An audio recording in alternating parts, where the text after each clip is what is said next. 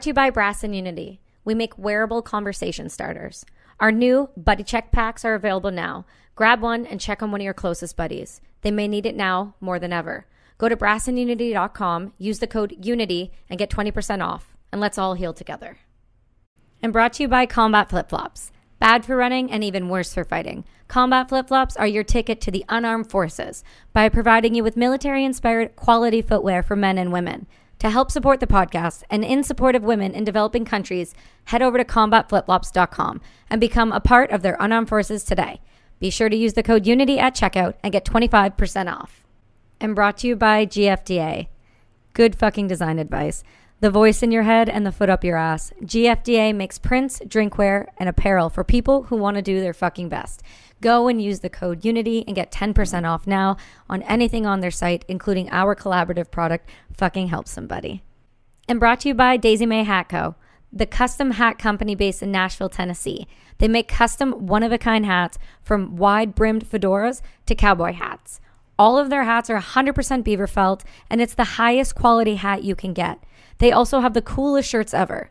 You can use the code BRASS at checkout for 15% off your entire order. Go and check out daisymayhats.com. Embrace the fever. Live the dream. And brought to you by American Yogi. In a world increasingly driven toward the grind, find your outlet for peace.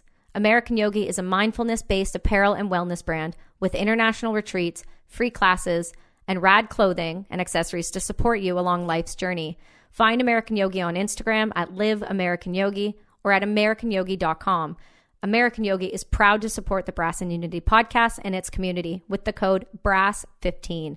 Join the mindful counterculture. Live American Yogi.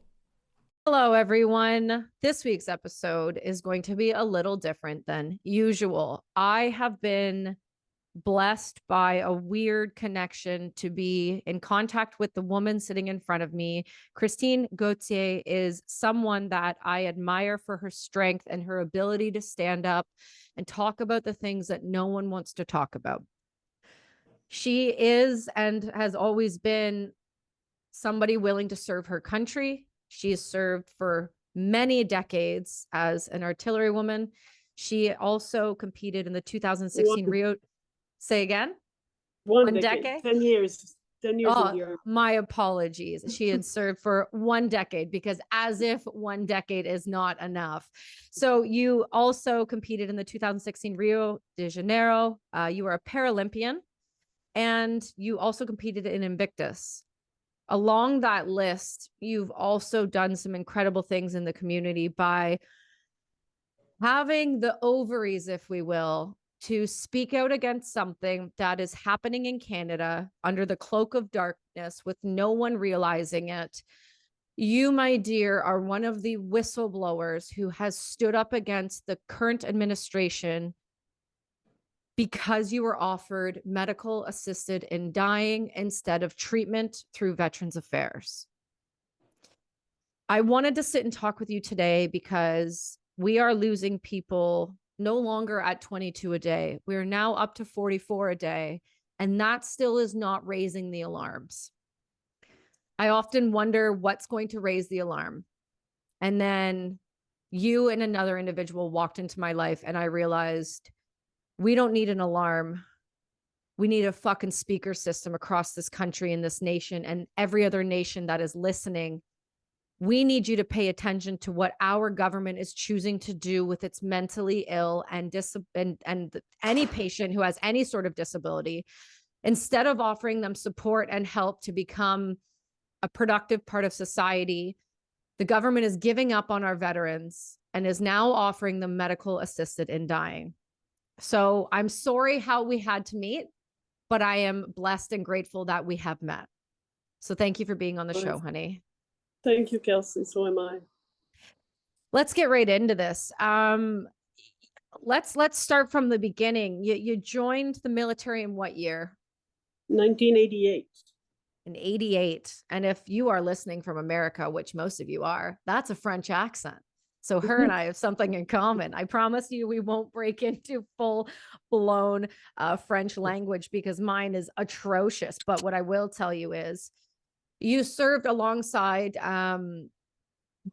artillery. You were an artillery woman. You did the job. You did the front lines job. You did what most people don't get the opportunity to do in their life, and that is, sling rounds down range and really be there for others in a way that most people don't. And that's what's amazing about you, is you didn't sit back on at any point and say, I'm going to do any sort of other job. I'm not going to push paper. I'm not going to do this. I'm going to show up. I'm going to be there. I'm going to lift these rounds. I'm going to huck them down range, and I'm going to let people know that I've got their back. And that's why hearing your story was so troubling to me.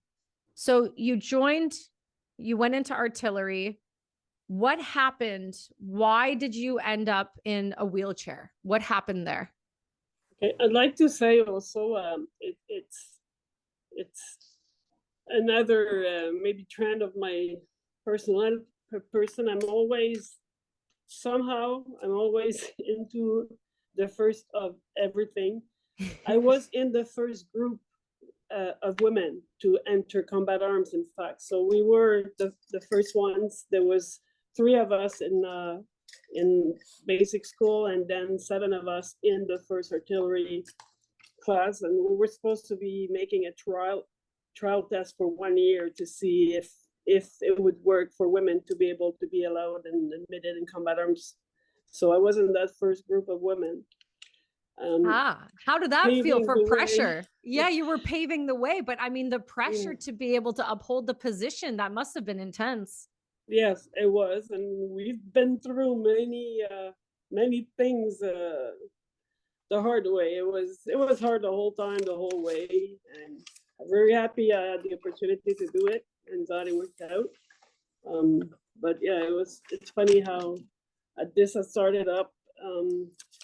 Unfortunately, very early on, already in bio school, during a training exercise on the obstacle course, we had to jump into a 6-foot trench, and as I landed in the bottom of the rocks, and my knees went out of joint, and so that was my initial injury.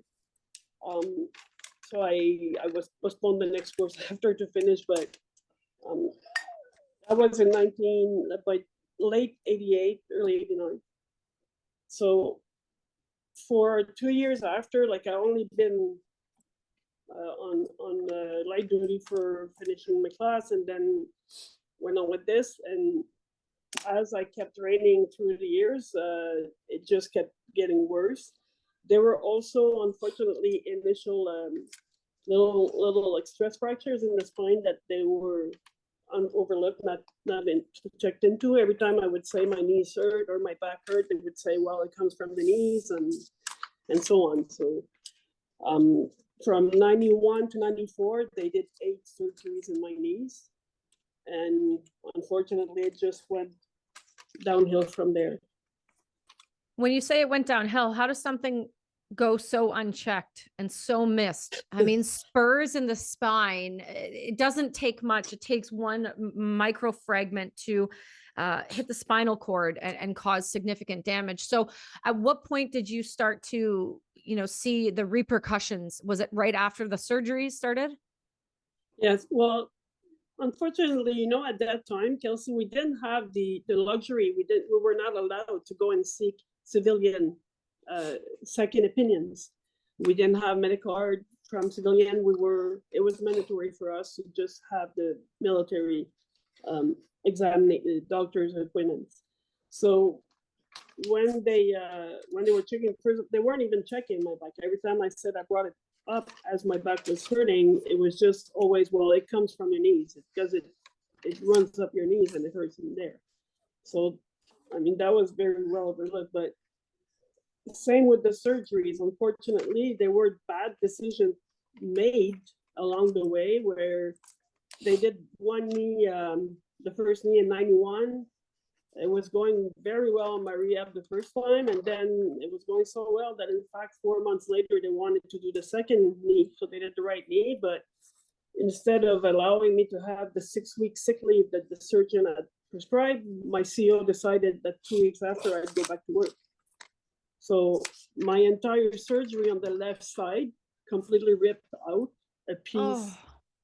So that created the first ball rolling, or the second, if I may say, that I had to go back for emergency surgery into the first knee because everything had ripped. I kept telling him, I kept going in and saying, okay, this is really, really hurting. And they were like, no, it's just normal, like after surgery pain. And it was like, no, like I've had the pain leading to this. I had the pain from the surgery. This is like the second one. I'm telling you, it's not normal. Suddenly, because I just kept nagging, probably they decided, okay, fine, we'll do a test. And I was in Shiloh, Manitoba at the time. And I remember they calling me at like 8 o'clock at night, stating, you cannot stand on your leg no more. Do not stand on your leg.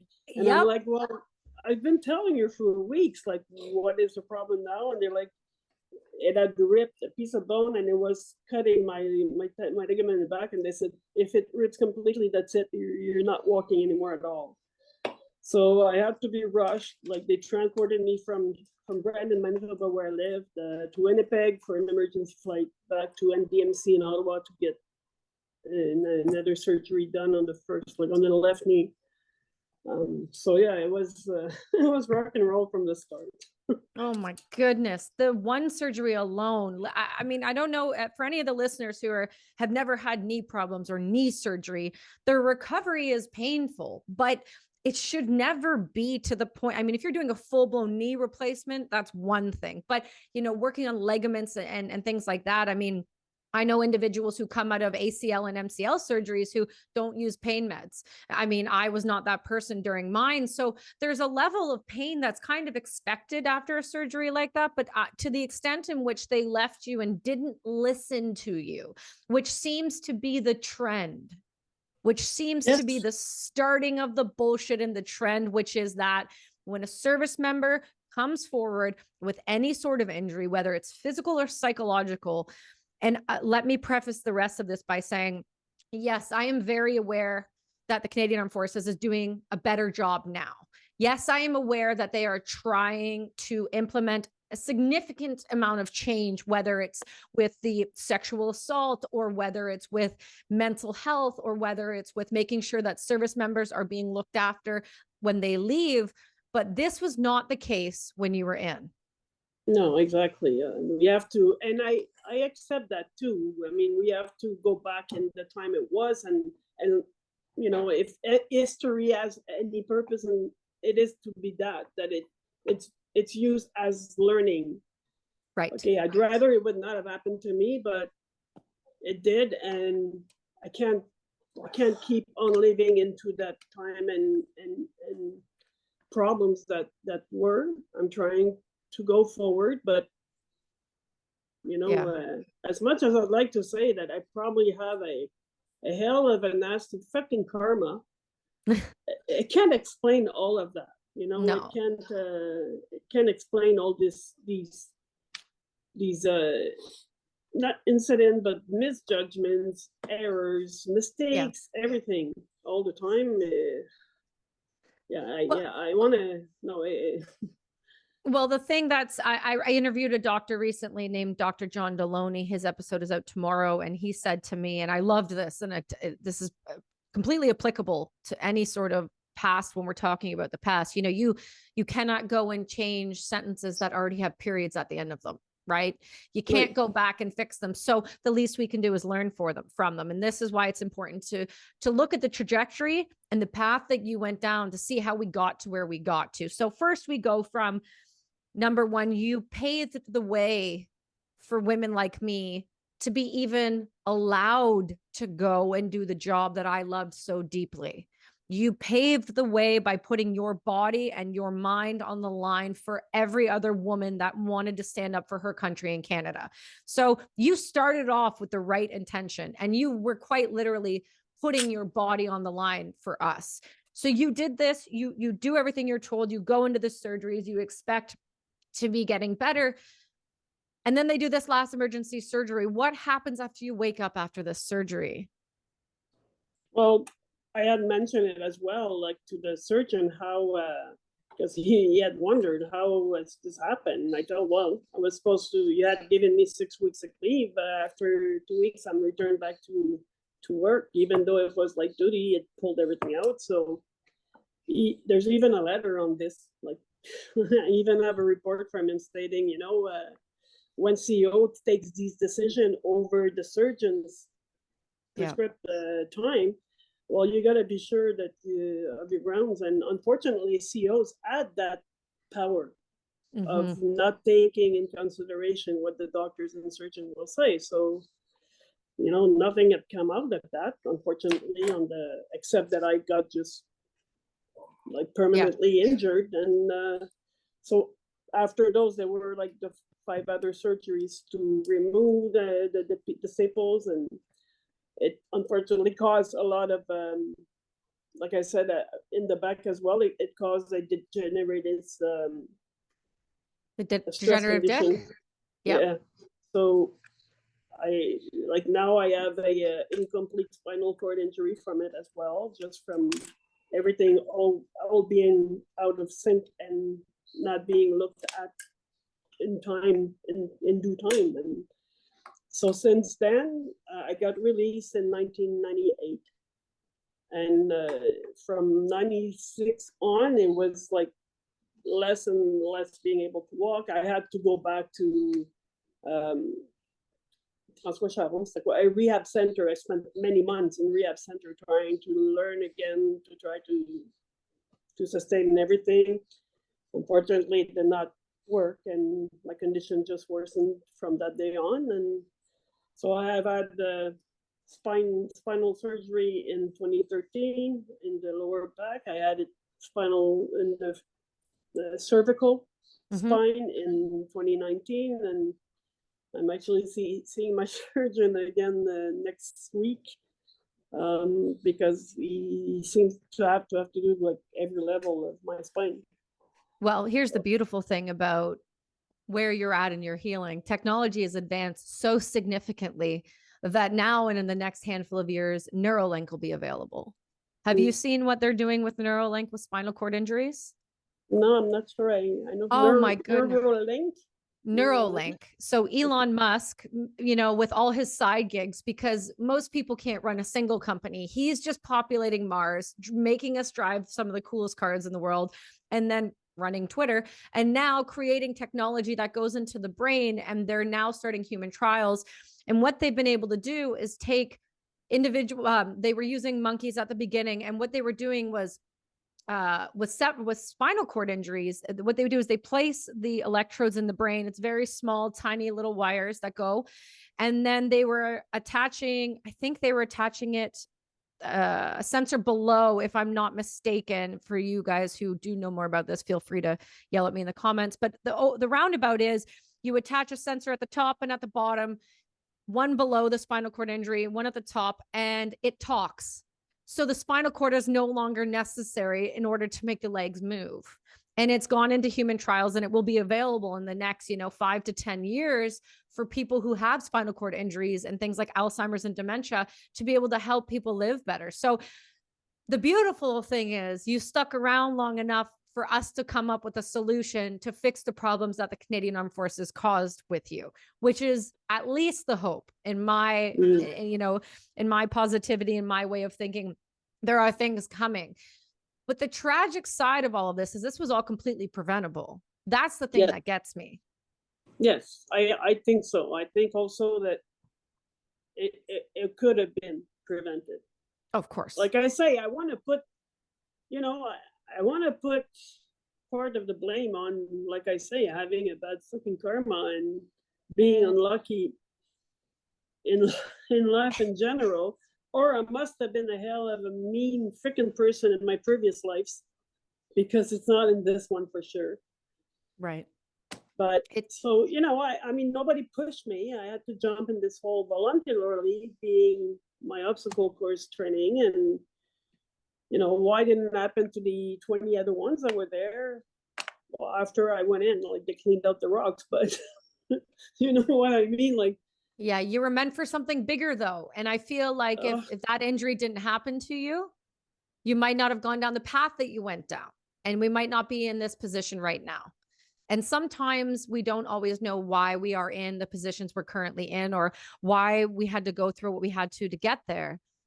But right now, in this pivotal moment in 2022, you are sitting in a position that no other veteran is willing to speak about. And we know that there are others that have been offered this. And before we get into that, I want to keep going, but we are all put on a path for a reason we don't fully understand. And I'm starting to see your path unravel in front of us. How do you go from the injuries and being told this is what's going to happen to release? How do you then jump into things like being a Paralympian? How does that come about? Where did that come from? It before I go in this, Kelsey, if you want to have the whole story, let's do the whole story. Let's do it. So I come from a middle class family, I'll say. My father was a police officer. My mother was a baker for a big grocery chain. I had four sisters. We had a good life until my parents got divorced at 10 years old. I went and lived with my father at that time. And unfortunately, there was somebody around the family. So I was sexually abused when I was between 12 and 14. And then my father going through divorce and going from bad women to worse women. And not my mother not being the bad one, but the ones afterwards being the worst to worse. Drinking heavily, he started beating me up very severely. So between the age of 12 and 14, I was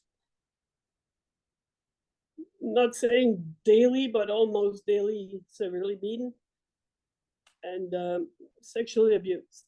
And until one day I decided that this couldn't go on, and I asked to go back to my mother and sisters. And then my father pointed his gun to my face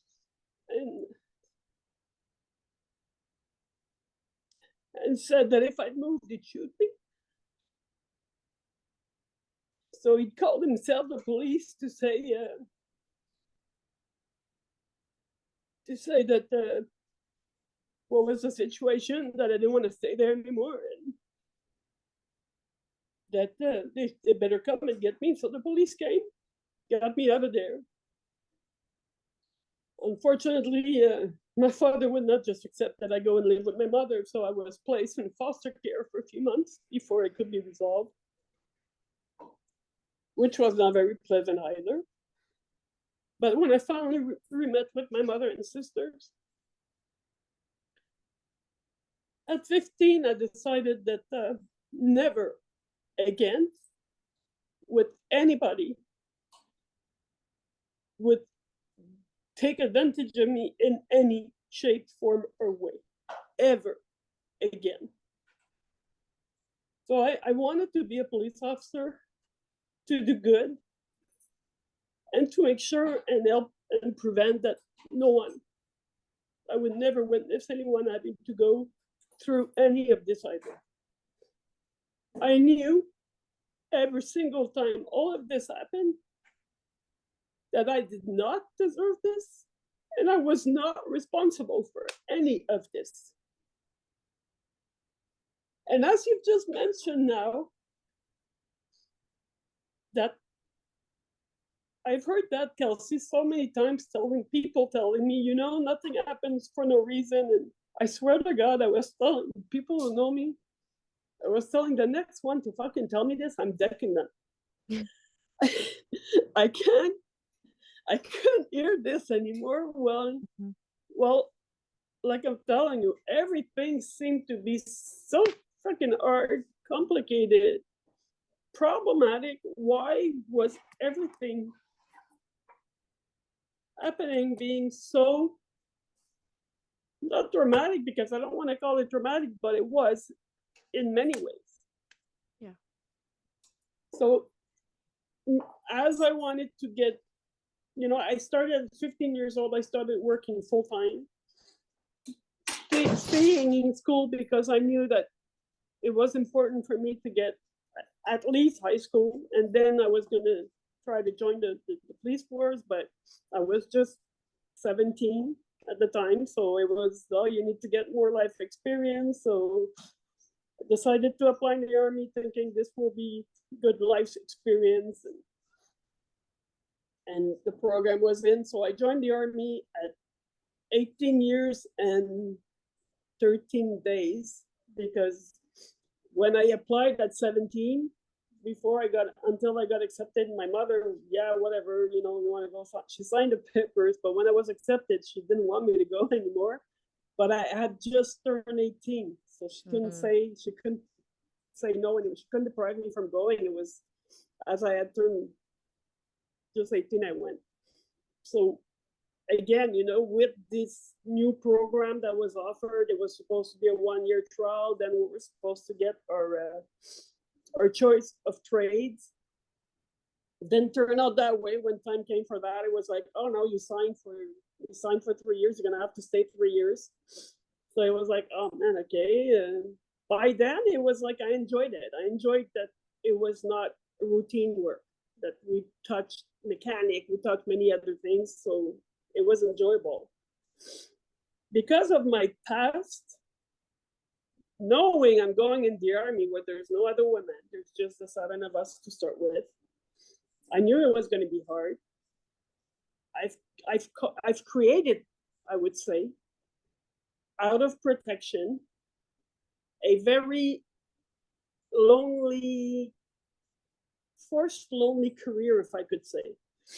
Because right off the bat, as soon as somebody would come and try to put a hand on my shoulder and talk to me, right away I would tell them to fuck off, don't touch me. So, it took everyone by surprise, going, why are you so resilient? I'm just saying hello. Well, say hello by saying hello. You don't need to be touching me. Right. Because I knew that one day it starts right here on the shoulder, and the next day, the hand will go in the middle of the back, and then eventually it will just end up on your ass. So I decided, right off the bat, no, we put an end to this right away. And so I have created a lonely, secure career. So I have to admit that while in the army, I have not had any of assault or problems or anything like this, because I have put myself in such a restrained cocoon, didn't let anybody in, but it worked for my protection. Right. I'm not saying, it's the army. It's supposed to be hard. It was hard. Did I have stupid comments? Did I have some people trying to come and trying to get me in position? Yes, but I didn't drink. I didn't go to the mass. I didn't, like I said, I have created myself a tight A safety net. lonely, yes, but that's how I could best, that's what I thought would be best for not putting me in dangerous situation that I couldn't control. Right. Excuse me. So that is how you wanted the beginning. I think that, for answering what you were saying before, that we are meant for something. As everything has happened from December 1st, I'm starting to see that, wow, was that really all this hard shit, all these trouble, all these to lead to this? I don't know if it had been necessary. Hopefully that it will be for good use.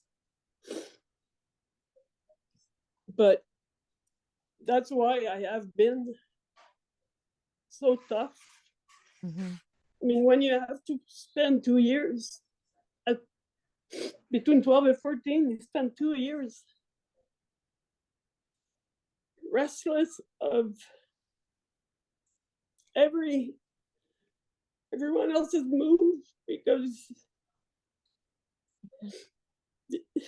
you you learn to get tough, and I only had myself to rely on for those 2 years. So, Well, no one was but coming to save you, and you knew it. excuse me? No one was coming to save you, and you knew No, that. no. I mean, there's people, they were some of my friends' parents that were seeing me going to school. They were appalled. They wanted to do something, but like I say, back then, my father was a police officer. They were, again, it might be different today, but they didn't turn on each other back then as well. And I wanted to try to change what I was living by the inside if I could have. Mm-hmm. I believe in goodness. I believe in the good of people. And I just didn't want this to never happen to anyone else that I could be witnesses of or help. So I'm so sorry that happened to you, and I'm so sorry that those adults couldn't do what they needed to do to protect you in that time. It's but heartbreaking. that I think led to being able to still fight to try to make sure that good prevails of everything. And Mm-hmm. That way nothing happens without a purpose, right? And everything that happened to you, you couldn't let it just happen in vain. You needed to do something with it. You needed to use it, and you needed to not allow it to be the thing that defined you. And it doesn't define you, and it never has. I'm just, when I hear people talk about trauma like that when they're young, I always say, where was the parents? And obviously, in your case, and like most cases, it comes from the parents. And that's what the most heartbreaking thing is to me, is no excuses. And at any point will no excuse justify what your father did, nor the positions he put you in.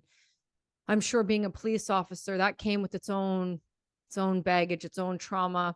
Yet he just didn't have what it took to heal himself. Instead, he took it out on you, which is the most appalling, if anything. I'm truly and deeply sorry.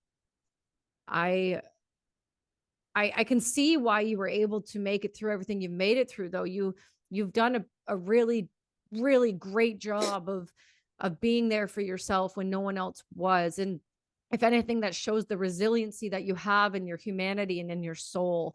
Most people would have collapsed under that pressure, that weight of that trauma, but you were able to keep moving. And instead of saying, this is my life and I'm going to go down the gutter with everything that happened to me, you took that and you moved it forward so that no one else would feel those things again. I wonder, I don't think you would have joined the military if this was the case. It seems like this wasn't the path that you were aiming to go down, but yet this is the path that you're on.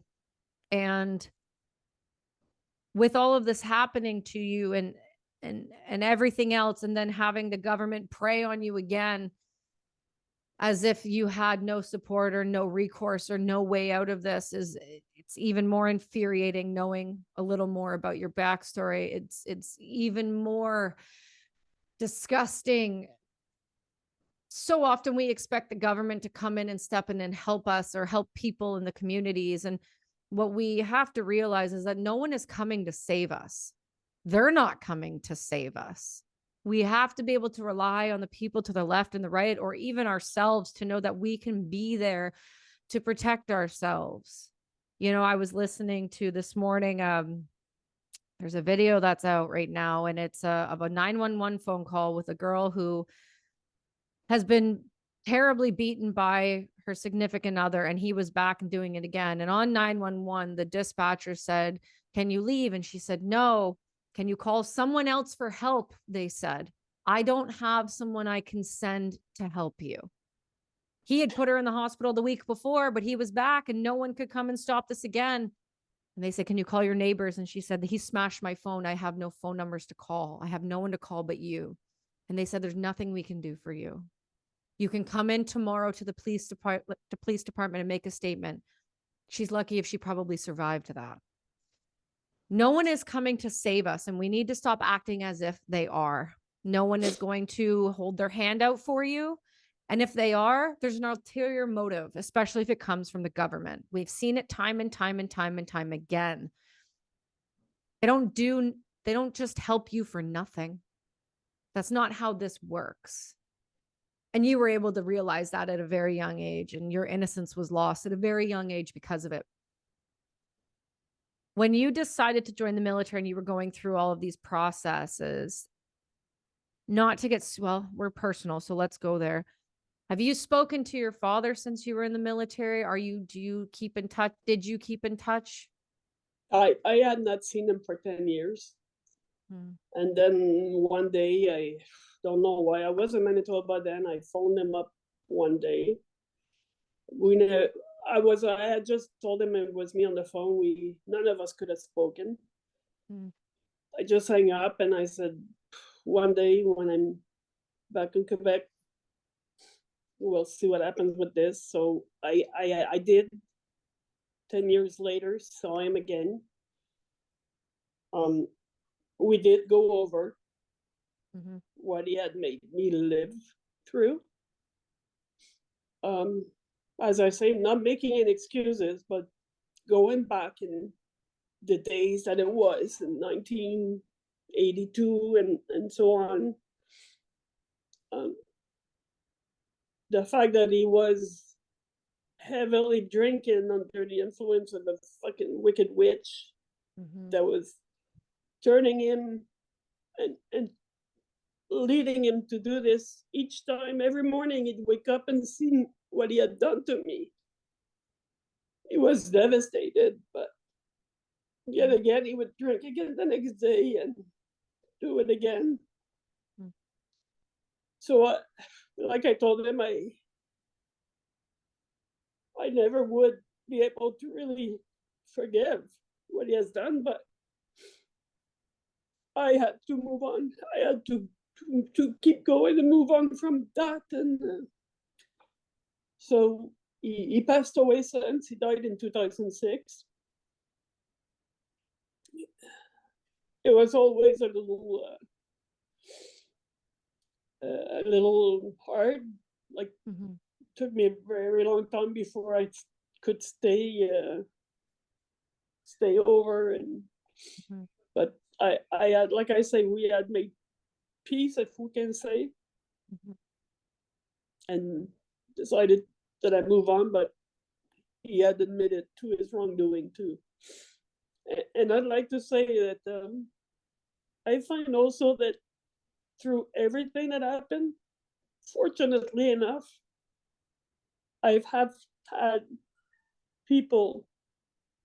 I realize this week again, with everything happening again, if I look back, I realize that there always has been, through every hard period,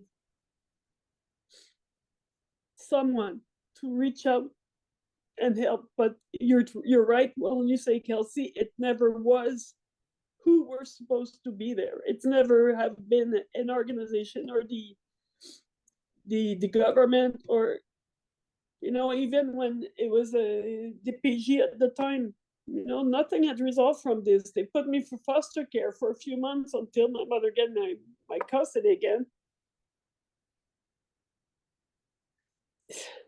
How was never any of this investigated and treated? It was just left to it.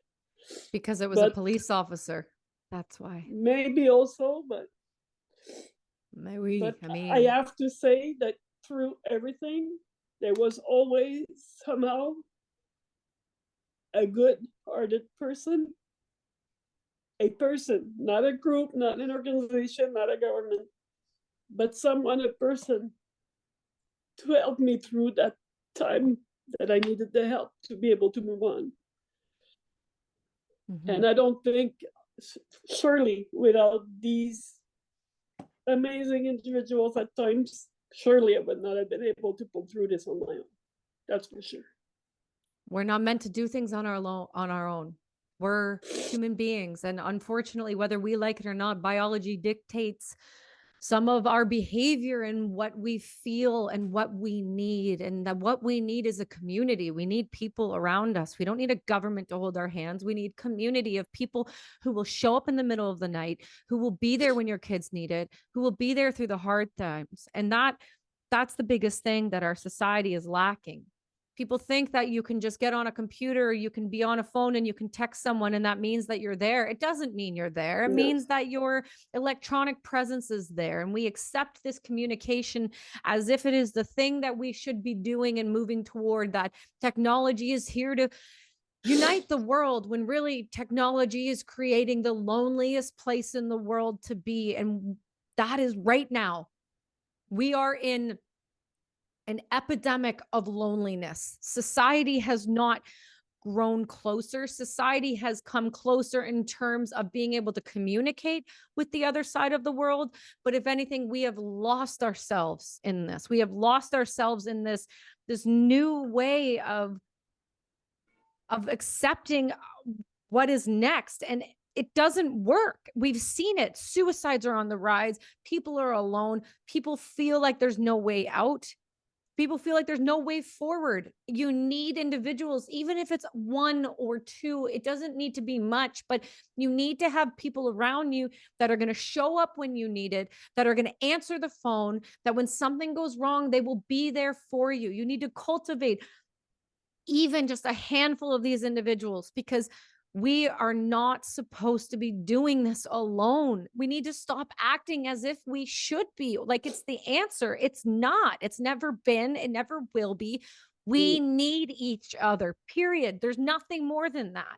And so in moving forward in your life, you've been able to realize that, because you have hindsight. You can connect the dots backwards and say, hey, there was this person, there was this, there was that. But as you move forward down this path in your life, sometimes you get so hyper focused in on the problems that we can't see the good things that are happening around us. That's also what technology has done. It has shown us that we need to be hyper focused on a box. But if we just took 2.5 seconds to look up from that screen and look around at the world around us, it's not all that bad. It's not all that dark. Sure, do not get me wrong. There's horrific things happening in the world every minute of every single day. But when you absorb and suck yourself into these screens and believe everything that you read, of course, we're going to be a depressed society. Of course, we're going to be struggling. Of course, people are going to feel alone. These boxes are all we care about. We need to put them down and pick up the phone and call someone. We have technology now, which blows my mind. My son will be like, Mommy, let's FaceTime someone. I'm sorry. When I was alive, it was a cord on a phone. You had to have the world's longest cord to walk around the corner to have a private conversation. We should be utilizing the technology in a positive manner to connect with one another, not to sit there and stare and scroll on fucking TikTok like the Chinese government want us to. We need to start acting differently and start stepping up and protecting human minds. Humans need touch. We do. I'm sorry. We need to hug. COVID, people are afraid of hugging. I'm sorry. I'm so sorry if you, throughout COVID, if you're listening to this, have developed anxiety about being around others. That was by design. People do not want you to realize that you need others. Because if you realize that you actually need others, you realize that once you're together with others, that you're so much more powerful. But if they can divide individuals, keep them on screens, and make them anxious to hug another human being, that's when things can be manipulated and controlled, and your attitude and your behavior can be changed. If you're listening to this, go fucking hug someone. I'm dead serious. I'm deadly serious. Hug someone. Don't just hug them, hold them, because people need each other. So it drives me nuts to hear that you were basically left alone to deal with this on your own as a child, because I, being a mother now, want to reach through this screen and literally hold you because you need a fucking hug. You need a hug from the soul in your depths to know that you are so loved. And I know you know that, but everyone needs a fucking hug now. They Yes, just I need a agree. moment. I agree. No, but that's why I wanted to point out that luckily, looking back, there were always at some point when it was the hardest, someone came along and there was someone to help me and pull me out. Yeah. You know, call it the hand of God if you want, or call it the goodness of heart in a person. Mm-hmm. It happened, and I'm grateful. I'm grateful that it did to these people. You know, and as as we keep move on, you know, same thing. In '91, I went to Cyprus, Golden Heights. I was sent in Israel for 6 months during the Gulf War. So we were not supposed, you know, as I was getting prepared to leave, it was like, okay, but it's going to be dangerous. No, we're going to Israel. We're not going in Iraq. Mhm. We're not going to be where it's supposed to hit but it did. We had, like, I think the count was over 28 missiles falling in Israel. We had to go and take shelter in the bunkers. I had the runs to make to Tel Aviv. I had to swallow pills before I went to each run, just in case there was a biological agent falling in a missile. We had the atropines Mhm. injections in case. You know, it was really really hardcore for the time being. Um, and seeing, as I was spending a lot of time through Syria, seeing all these families that from their previous wars living in these bombarded buildings, all cramped up, and you're seeing from the street, you see this family sharing this meal in this bombarded, opened up wall from a bomb that had exploded there before. As I was going in there, I was getting my mother was sending me these care packages, and I had like chip chocolates, and I bring this to a kid, and seeing this one kid running off to his family to share it with, instead of hiding in a corner to shove it up on his own, that really changed me a lot.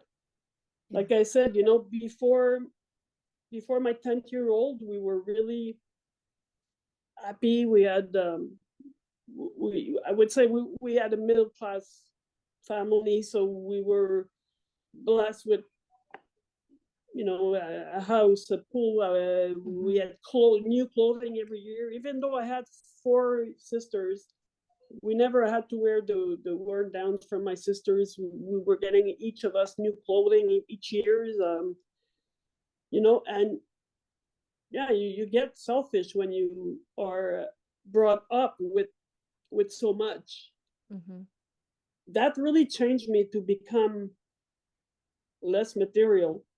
I don't need any of this equipment.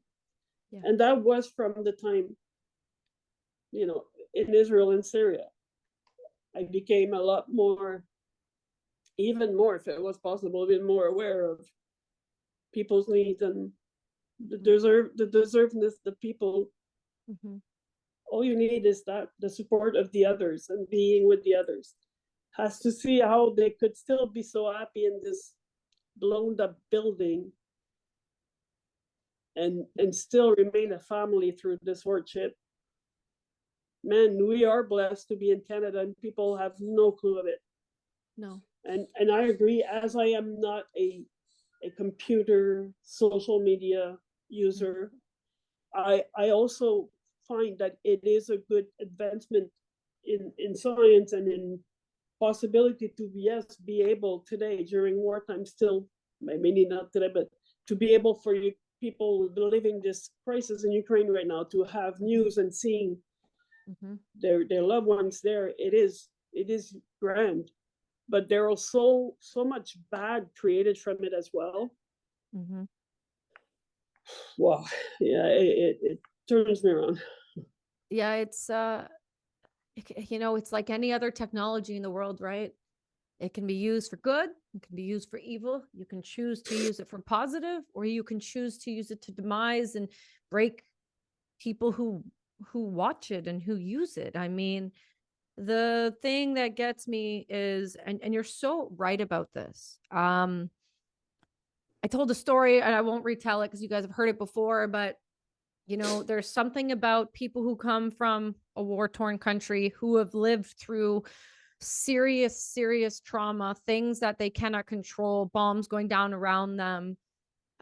Like you said, being in Afghanistan, when you would go by these mud hut, we call them compounds, but they're just like mud walls, right? They're not, and there's like a sheet for the door.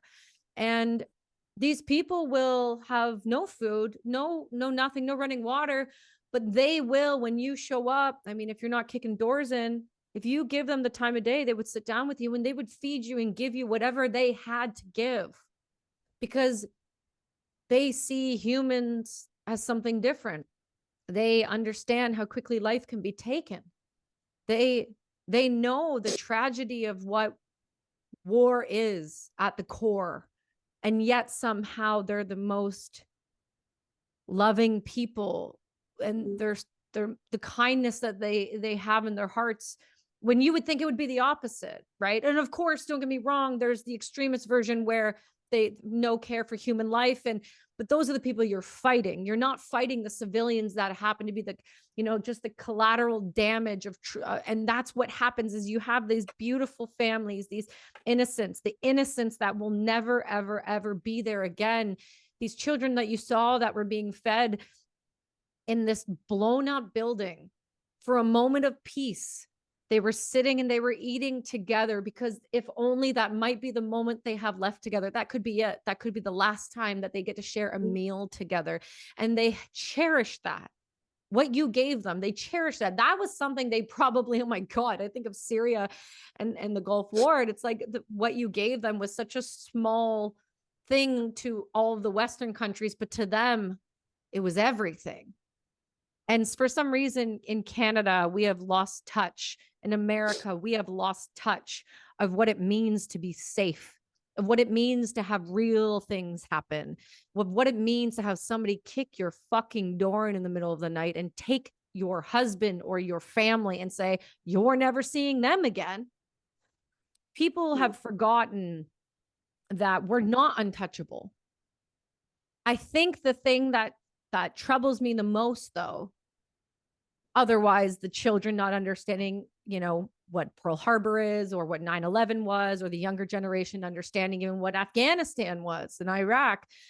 You've got people who you thought, you know, uphold the law and the safety and the what it means to be an American or a Canadian. You have these people who you trusted to help, to be there. And yet these are the people that are turning on us. So when you people say, you know, Canada's a really great country, it sure is. But lift up the hood and let's find out what's really going on in Canada, because Yes. nobody seems to be paying attention. And that's I'm like you on this, Kelsey. I'm shocked to see that. How is everybody not seeing what's going on? I mean, seriously, it's right in front of us. They're not even hiding it. And people are not reacting. You hide in plain sight, right? That's how this works. It's why so many armies are so successful and why we're fighting the same wars that the Russians and everyone else have been fighting. You hide in plain sight. You make it so that it's not different. Everyone's heard me scream about the frog in the hot water theory. You know, that boiling, you boil until you boil alive. It's a slow drip. It's such a slow drip that you don't realize it until all of a sudden you go, I'm at Checkpoint Charlie. I don't have a passport anymore. I can't leave the country. I can't leave the province. I can't get on a plane, train, or bus. And you go, but the rest of the world can. But I live in Canada. What do you mean I can't leave the country? What do you mean I can't leave the province? Wait, what are you talking about? I can't go into a grocery store? Wait, hold on. Is this Canada still? Or is this some weird draconian country that has fallen into this hands of a dictator who, for some reason, parts of Canada are still voting for? And then you realize, oh, COVID was a beautiful moment for them to take control of the only media outlets that we have. And now we all know that they're paid by them because they've accepted their bailouts. We now all know that CTV and Global and CBC, pretty much everybody except for Rebel News, is being run by the current administration. Listen, if you're listening to this and you're like, you just hate Trudeau, you should fucking leave the country. If you don't like Canada that much, then fucking leave. You know what? Fuck you. Because I've done this and I get so much hate about that. I get everyone saying, Kelsey, you bitch so much about Canada. Why don't you just fucking leave? Let me be very, very, very honest and straight with you. I love Canada. I know Canada. I fought for Canada. I'm proud as hell to be a Canadian. But I do not accept what is happening to my country. I do not accept what is happening to my service members, my brothers and my sisters. I do not accept what our current government is doing to the civilian population and the mentally ill of Canada. I refuse to sit there and say that the way to deal with people who are struggling with mental health from the ages of 18 and up and 12-year-old with parent consent by offering them a way out. I don't accept it. I do not accept that suicide is the fucking answer. I refuse to sit here and say, well, MAID is a great program. It is not. It is disgusting. That program should be utilized specifically and only for incredibly terminally ill patients who have had a psych eval, who have had family support, who have had consults with doctors. I do not accept Simon's, the department store, utilizing assisted suicide to sell its products. I do not accept that the Canadian fashion world is accepting Simon's doing this. I do not accept that we are teaching this shit in schools and we are advertising it on TV so that younger kids who are the most impressionable, should be most protected, are being shown that you can have an out if you have depression. I do not accept this way of Canada, but I will not leave this place because I love it too much. And I will not abandon those behind me to say, oh, sorry, I'm living in America now, so you guys can all just like die, right? Like, I do not accept that shit. And none of us, not a single one. I don't care if you love Trudeau. I don't care if you love Pierre. I don't care if you love literally anything else than what's going on in our administration. I do not care, but I do not accept that we should just allow this.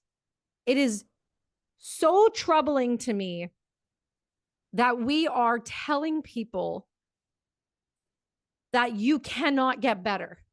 Because if that was the truth, I would not be sitting here. If my doctors offered me MAID between 09 to 14, peace, homies, I'm out. See you on the next rainbow. I do not accept this shit because all it takes is one person to pull you out of that darkness and say, I got you. I had that. A lot of our friends don't. And that's why we're seeing 44 suicides a day. And that's just the tip of the iceberg. But Canada has killed 10,018 patients since 2016. Canada has taken off the face of the earth 10 times more people in the past handful of years with the Trudeau government than we've ever done. So tell me, are we on a slippery slope? Is there something I'm missing here? What am I not getting? Because I know for a fact in the DMs, the next thing I'm going to get is, but Kelsey, what if people choose that? You're taking people's rights away from them. No. I'm here to protect you and tell you that there is a way out of depression. There is a way out of MDD. There is a way out of mental health disorders and pain in your life. There is a way out, but we need to be given the tools to do that, not the fucking gun to pull to our own heads. Like, can you imagine the doctors that are having to do this? or are accepting that they're going to go and take lives from people who are just going through depression, what is their conscience going to be like? We are invoking trauma on others by thinking it is the solution. It is not the solution. Last time this happened was 1941. That's when we started getting rid of, and by we, I mean over in Europe, they started getting rid of any soldier that had shell shock, any soldier that lost limbs, any soldier that could not fight. They decided, fuck it, let's kill them. They're more trouble to look after. They're more money to pay than they are to help. They're not going to be productive parts of society. They can't hold a gun anymore. We don't need them anymore. We took them and we used them for what we needed. Because they're a number, we're going to throw them out.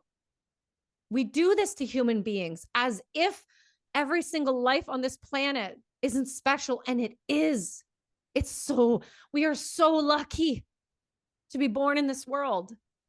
So why are we allowing governments and individuals to tell us that we don't get the right to fucking live in it anymore? Sorry, you're depressed. Here's a gun. Sorry, you're not feeling well today. There's no way out. Take this pill. I'm sorry that you are having a rough year because your husband passed away. You know what'll make it better? Why don't you go join him? I do not accept this. I do not accept this, and I refuse to accept this. And every other one of you who are listening, most of you are American. Start paying attention, because your fucking hat is on fire. And when Canada burns, that trickles down to America, and it's happening, and we're seeing it. Forget who's in charge. Don't even talk about left or right. Any human being that's in a position of power, if they say to you, there's a better way out and we will help provide that for you, run the other direction and start screaming. Because when we start killing our own citizens, that's when we know things have gone too far. So right. Absolutely right. I'm sorry. I just, the one thing people say to me is like, nobody wants to listen to the over emotional woman scream about things. But at what point do we start to look at the severity of these and go, it's okay to be emotional. It's okay. It's okay to talk about it, that it's not okay to kill people. It's just not. And I'm never going to sit there and say it's fine, and I'll never be calm about it. And if you're calmly sitting there going, well, you're just an irrational woman, then you haven't been offered to be killed by your own government yet. Give it time. Your time is coming. So let's move right into it. Let's move right into it. I got a phone call. About you. But before I even got a phone call about you, I was doing a live on Instagram one day with a friend of mine called the Walrus Whisperer, Phil Demir. He is the whistleblower from Marineland. He is the reason why Marineland is going bankrupt. He is the reason. He has used his voice to make change, and he is a powerful person. And we were doing a live one day, and our mutual friend Mark jumped on and goes, I have an email for you. Check your email right now. So during the live, I read it out loud. And it was that there was an audio recording of a veteran, a combat veteran, being offered medically assisted and dying instead of treatment for a TBI. It blew my mind. I couldn't believe what I was hearing. And then I started talking to that veteran, and I realized it was true. And then I got another phone call about 2 weeks ago, and he goes, listen to this episode. This is a lady you need to know. She's also been offered medical assisted and dying. So can you tell me how we got to where we are right now? At what point did you start reaching out for help? And at what point did they decide that it would be easier to kill you? Well, in fact, since I've been a veteran since 1998, we all know how strenuous it is to navigate through the system. Mm-hmm. I've always, regardless what I've happened to me in my life, I've always respected the chain of command, the system, the way to do things. I have always done things as they asked and required. So since the beginning, also because of, we need to say that there's a march into this as well. Mm-hmm. I mean, I've been put on so many drugs for so long, being supposedly treated in pain management clinic, being so fucking out of it that I am sleeping with my gun under my pillow, freaking out through any little voice, noise, or thing moving. My spouse freaking out as well because he doesn't know when I'm gonna just blow up at any point. Being so drugged up that I was falling literally everywhere. But you're so induced in those meds that, I just kept injuring myself more, but I was drugged up. So life was wonderful. And I had no recognition or no feeling of it. It was just a circle going around and around until, it was like I had no more life either. It was just being completely drugged up, unable to do anything anyway. And I've realized one day that this can't go on. Right. I mean, this is not living either. You're either just put on so many medication. I couldn't drive. I couldn't go out. I couldn't see anyone. I was isolated. And that lasted almost 10 years until I decided one day, this is it. I can't go on with this anymore. Said, well, you need to stay on this med protocol, otherwise I'm not treating you anymore. Well, then fuck it, don't. And I've taken myself off of all these meds. Great. And I started feeling more pain again, but at least I'm feeling something. And I was able to start driving my car somewhere again, seeing friends, intervening. I had to learn to control and live within the respect and limit of what I could do. But it was at least feeling something and living. So, through all this, I was writing all the time about the equipment, the need I had, and more assistance. It's been a fucking hell fight since.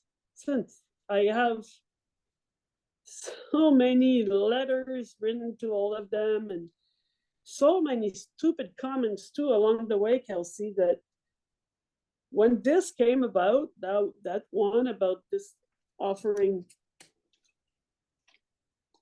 MAID is the English word for it. It's not, we don't, I mean, there's that's not that acronym for in French, but.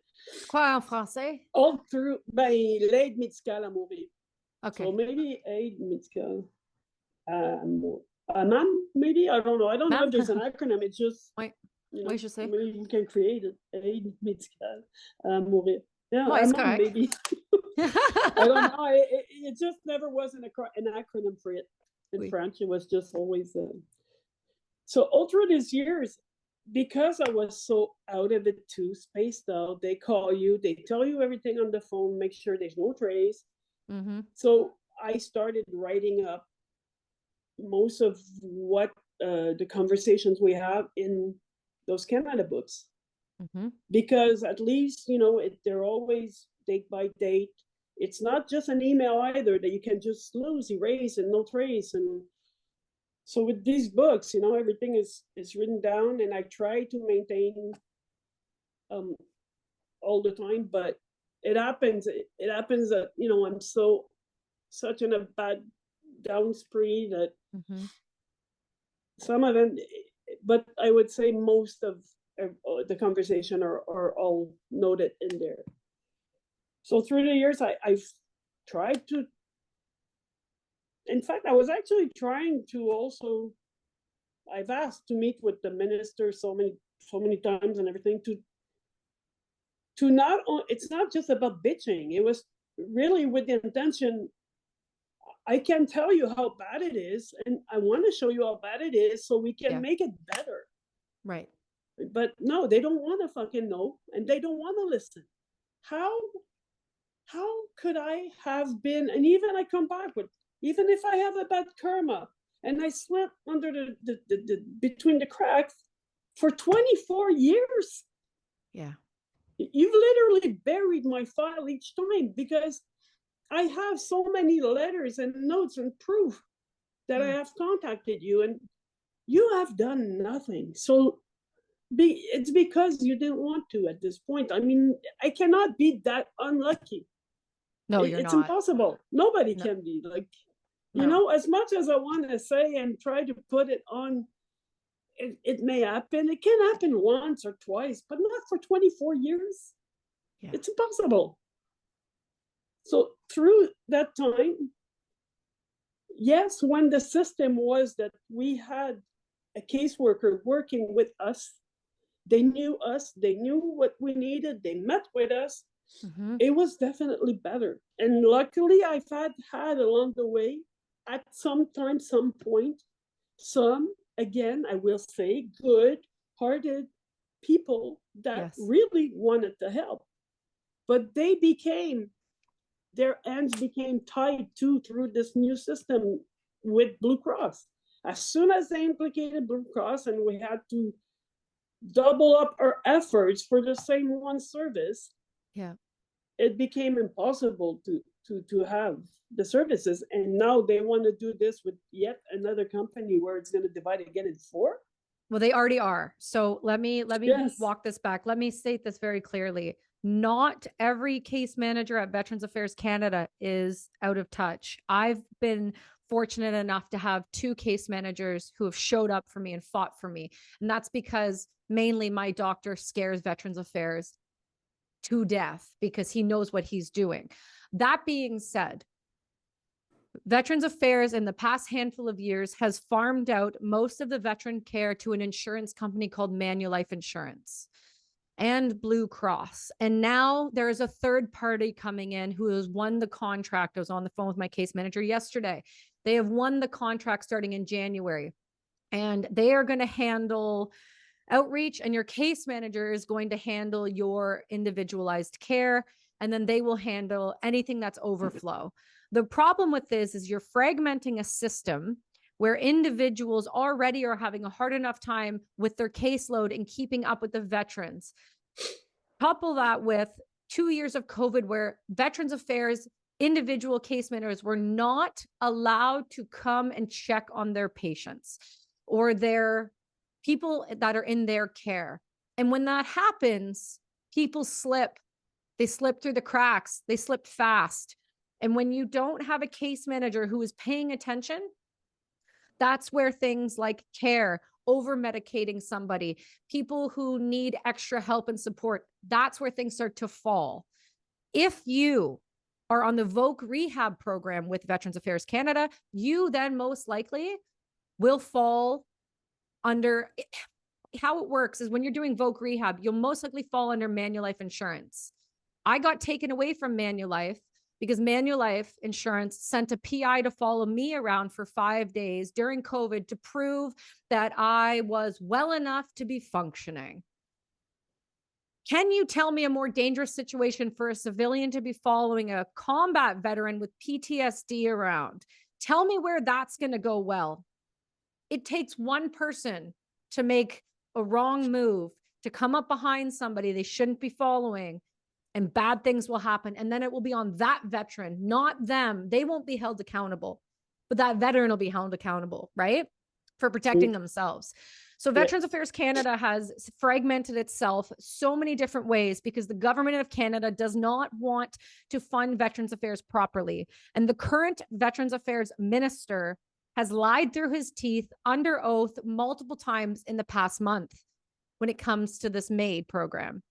You testified, if I'm not mistaken, at the most recent, what are they even calling that? Inquiry? It was a commission. They called it Commission of Veterans Affairs, the Permanent Commission of Veterans Affairs. But when I was there, it was supposed, and I was warned when I was invited to go to speak there, I thought it was going to be about the situation that I'm Mhm. living in the past 5 years. Just to put in context, as I was saying before, it's been hard with Veterans Affairs since beginning. I mean, Mhm. I still have claims because you know how it is, Kelsey, with the system. When they first put in my claims, when the Army helped me and put the claims in first, they put 2 knees finished, you know, completely. Well, it's not this way it works with Veterans Affairs. So when they accepted my claim in 1996, I wasn't gonna be under their coverage until 1998 when I released. And when they taken that in 1988, they advised me at this point, oh, well, your claims were not done improperly. We don't just accept 2 knees. You need to describe every single part of the knee. So you had to refile the claim for the kneecaps, the meniscus, the ligaments, Mhm. oh my God, talk about jamming a system. Mhm. Of course, it takes years and years to process each of these Upwards of items. 48 months. 48 months right now. And Yeah. they're turning claims down. For example, myself and a handful of people have had their hearing claims turned down because they say it's not service related. Let me preface this by saying I was an artillery gunner shooting one of the biggest and loudest rounds that goes downrange with no hearing protection. How can somebody sit there and truly say these things to people with a straight face? Mm-hmm. Yeah, they said that my hearing loss was, as I'm a gunner as well, so my hearing loss was in the high pitches that it's not damaging my hearing person to person. So you're admitting to having ear loss, but it's not severe enough in your. But you know, like how these alarms on watches. Yeah. So I don't hear those because they're I'm the same. And it's funny because it still works. My alarm still works if there's someone around because everybody keeps saying, "What's this ringing?" And I go, "Oh, that must be because this is my pill time alarm. So it's when I have to take my meds. And if I'm by myself, I just so many times go pass by. But if someone is there, someone will go, "What's this noise? What's this alarm?" Oh, okay, it's my alarm. So, but yes, just to say, so I have about, I would say, 3/4 of the condition that were first put into the refiling of my claim has not yet been addressed. It's been decades. in 24 years. Oh my Okay, God. they have not yet been addressed because my condition is severe and so severe that with what is, I've already reached out 137%. So you know how they come and you've reached 100%. There's no, you're not going to get any money above the 100% disability, which I agree. There has to be a limit. There has to be a system. It's got to have, there's no need. I don't need to be getting $40,000 a month. What am I going to do? Like buy a car every fucking month? It's not the point. It's not the purpose. And that's not what I'm asking for either. Right. But out of principle as well, there is no way and reason why I need to pay for the wheelchair I need to use to access my house, to be able to go and get myself from point A to point B.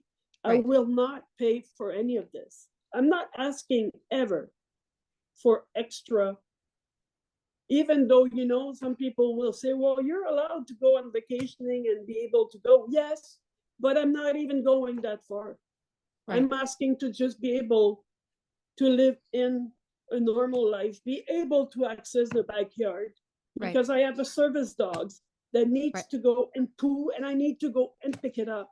It helps me, but I have to fucking serve this service around this dog as well for that mean. Is it normal that I can at least do that?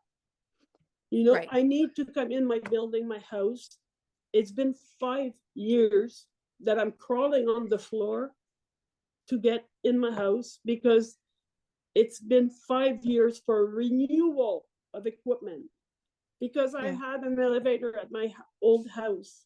Mm-hmm. It was supposed to be moved. It wasn't possible because of the difference in height. Mm-hmm.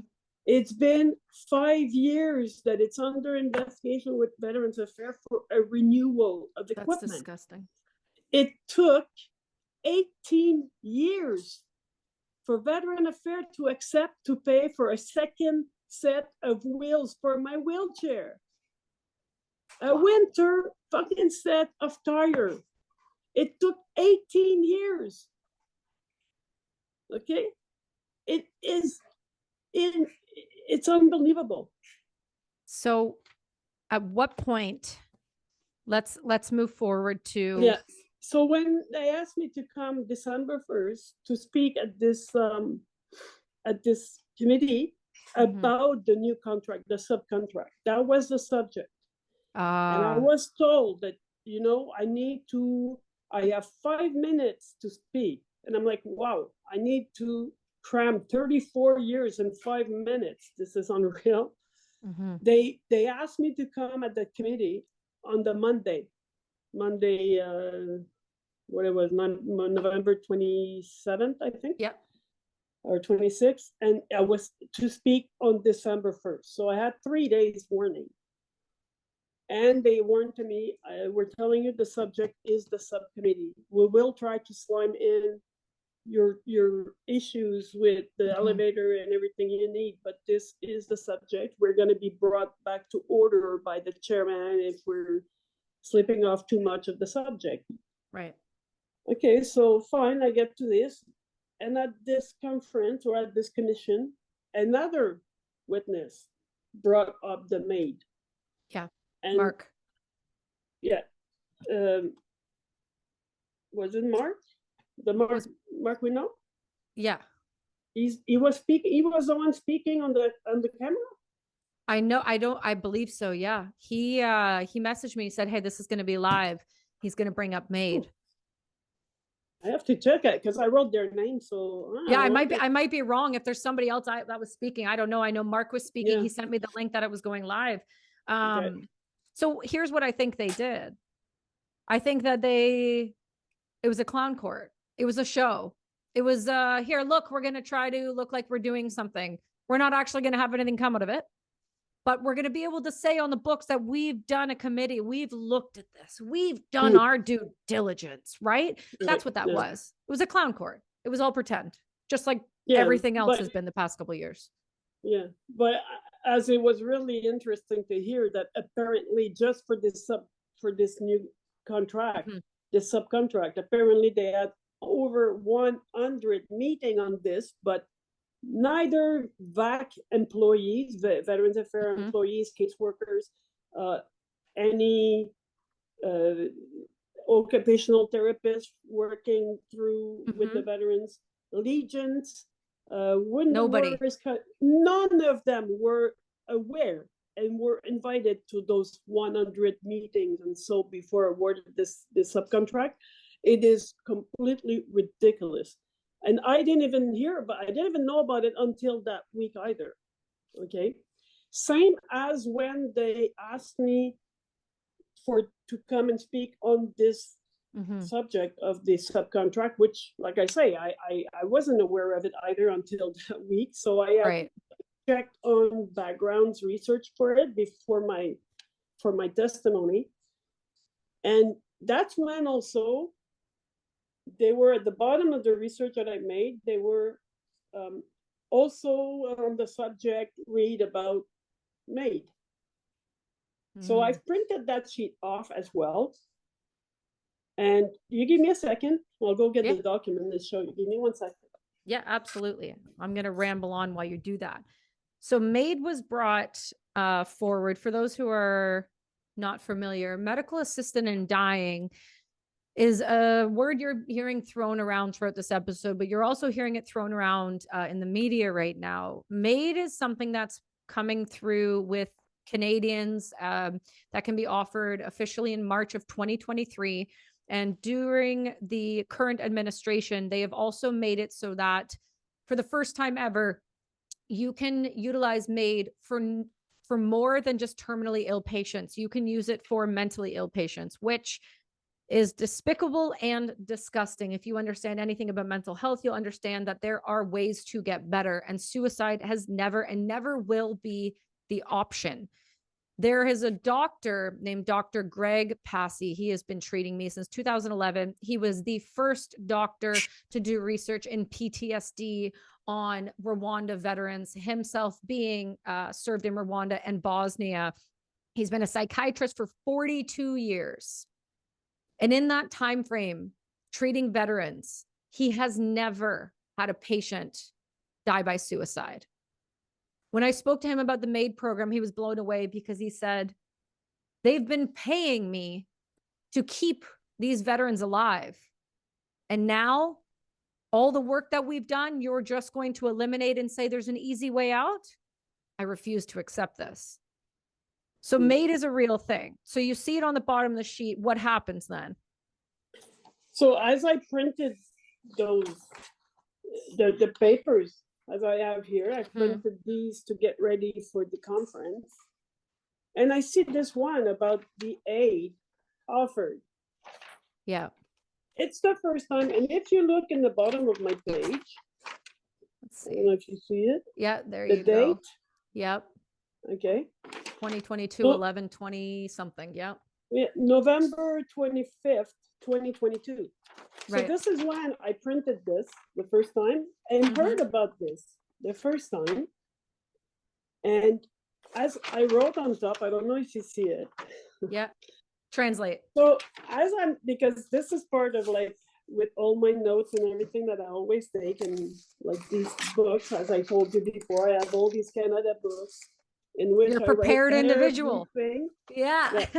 So on this spreadsheet that I've printed, and I read this article, and like I say again, November 25th, 2022, I read this for the first time that there are 4 veterans. They bring up that there are 4 veterans that were offered this. And I write on top, They say 4 veterans were offered in that? on this here, they say 4 veterans were offered. So they've been, okay, so hold on. They sent that out and they have stated 4 veterans have been offered MAID. You're being one of them. So no, I wasn't at the time. At the time you weren't. So they're saying here that MAID was offered to 4 veterans. Okay. Yes. As early as 2 to 3 weeks ago, the Minister of Veterans Affairs went on to the West Block with Mercedes Stephenson and said there's only been 1 veteran. Yes, I agree. This is an article from La Presse, from the newspaper, okay? And this is why that when I was there that day on December 1st, as the witness brought up this subject, and then they started in the commission speaking of how, in fact, as you just said, that the minister were coming above stating, well, you know, there are 4 allegations, but there is just that one case that we know about. I didn't even know there were going to be that subject there. But as they were going on with this, I had to raise my hand and said, well, I'm sorry, but I also was told that. And I will say what exactly it was. It wasn't French. Grant me this. I can say it in French as it happened, and I can repeat it in English after in my translation, because it has been twisted, unfortunately, in some of the news. Shocker. It was actually translated wrongly by the translator at that commission, because the minister, Deputy Blake Richards, sent me the link of the next Monday's conference with the minister, and they passed my testimony in review. And you had this little instrument that when you were speaking, you could either have the translator translate what the witness was saying. Okay, you had the option, if you keep it on one, you speak in English, it will be translated in French or vice versa, or keep it as it is from each witnesses. Right. So, and that's what the option I took.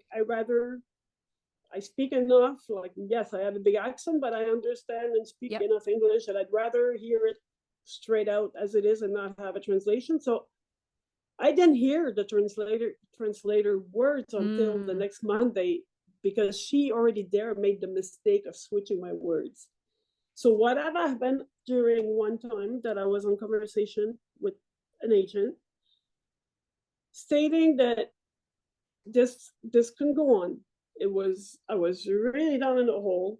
It had to stop. I couldn't keep crawling the way I am to get to my house. I'm injuring myself all the time with all the transfers I have to make. I need to stop, move on. I just can't go on anymore.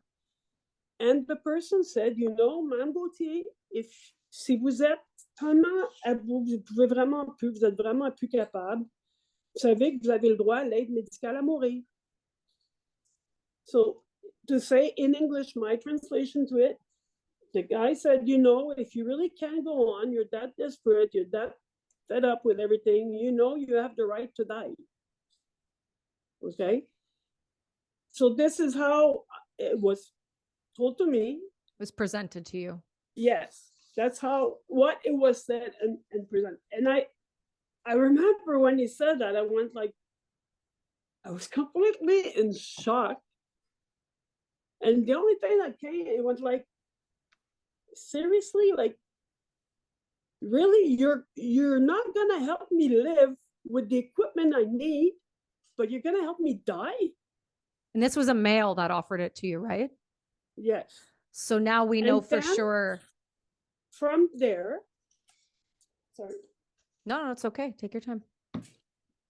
From there, I have written in July 2021, July 9th, 2021, I wrote a letter to Trudeau and to Minister McCauley in stating again everything that is still not being done in my file, and I need this equipment so I can stop being injured and being able to move on. And I wrote in that letter, this is ridiculous how you will not provide the equipment for me to live, but you will, if that's the case, then let me find the letter. When was this that they called you and offered you this? It was in 2019, 2020. And so holy Jesus. So in 2019, you had a male on the phone offer you assisted dying. Well, when we know for a fact that and 2020, I've had that since. Okay, but this person, I need to say, has a key role into my file. I have discussed, not mentioning the name, but I have told my psychologist about that. As it was going. I have written this letter in 2021. Yep. So this is why when I made my testimony, and I have said, no, I'm sorry, but I also was mentioned, and I have written, but I did not call and say, well, this guy just said that, because as I say, since 24 years, this was another fucking stupid comment in one of the worst moments, coming from a key person who has the key role in my file. And as I wanted to write, especially about his name and everything, in St. Anne's Hospital, they told me, we're dealing with this person day in, day out, daily. This guy, your caseworker, has been offering MAID he was not my caseworker. He's a person with a key role. Okay, but do you want to say his name now? Not right now. Okay. Because I just want to make sure that it isn't there, and because So- I'm looking. So you're telling me though that other hospitals know of this individual. This individual has been doing this so much. I that don't know. other- No, Kelsey, I cannot admit to this because I don't know. I don't Okay. know that much. I didn't even know until Hmm. December 1st or until November 25th when I printed this. Right. I didn't even know there were other cases. I Right. just thought, It was a stupid comment. yes, to me, Mhm. I just thought I was the only one, and it was just another comment. Like I say, since the beginning, in past 24 years, you should be lucky you've had these services and be lucky and thankful you have that. So you thought it was an off the cuff comment. You thought it was just Yes. somebody's saying something stupid that's uneducated. But we didn't Yes. realize how sinister this actually was. No, I didn't. I didn't know. I didn't know Right. there were the one until November 25th when I wrote this article. And certainly not either until in December 1st, they brought it up in there stating, well, it was 4 allegations, but really there's just one case. I'm sorry, like I say, and it has been misprinted in the newspaper. They did not tell me we're going to provide the equipment and the doctor to do it. No. I wrote in my letter, Mhm. how crazy that you will not provide me with the equipment I need to live, Right. but then you come and help me die. Because, and in my books, there are 2 other conversations with 2 other persons where I brought this up. Mhm. Because like I say, Kelsey, along the way, I'm still trying to get the equipment and the service I still need. Right. So I was told to kind of be cautious. Yeah, you can be cautious. You can say whatever you don't have to say anyone's names. That's totally fine. I'll say them for you. No, not now, but I mean, Oh. as when it happened, it was like treat this with cautious. But So like I say, within the 20 years though, as I was saying, you better be lucky you consider yourself lucky with what you have and be appreciative of that. right. Be lucky you had it that long because Right. from day one, as my condition was already at over 100%, I Mhm. fought to maintain medical coverage, which I have won with the lawyer of VAC in 2000. They tried to get this away from me. I gained it. I won it again through the different Mhm. palier levels of Yep. the commissions. From back in 2001, they tried to pull it again from me. I won it with a letter from Minister Paktakan in 2003. And they are still, again, getting it away from me at this point. So it was like, you should be lucky you had that long. And So for the Okay. listeners who aren't understanding what she's fully breaking down, let me make it a little bit clearer for you. In Veterans Affairs with Canada, if you're a veteran and you need support, whether it's medical, physical, whatever it is, every single year you have to prove it. They make you prove it with doctor's appointments, with paperwork. They make you prove it. I know personally somebody who has had his legs blown off and he has to prove every single year why he still needs support for his prosthetics. Canada makes you prove it. It is like they do not give you the benefit of the doubt. They can see everything on your record. That should be more than enough. But every year you have to prove it. Our veterans are being made to prove things that are incredibly obvious and easy to see that they need care and support with. Not every veteran is obvious, but if you could get into their files the way these case managers do, you can see. You don't need to ask the veteran every year. You can see it. Absolutely. We got scans, x-rays, MRIs report. Yeah. They're all stated. So come on, So you had the one gentleman off the cuff, we can help you die. Okay. So we know it was a male with yours. Now we can help you. Kelsey, I want to make sure I told you before, I'm a very Yeah, no, go ahead, correct me. It was not, we can make you die. It was Yes. like, you have the right to die. You have the right to die. You have the right Yes. to die. So a male said to you, you have the right to die. So now, right there, between that statement and the other statements we have of the individuals on audio recording, the minister, we've just proven that he has lied by stating it was only one caseworker who brought this up.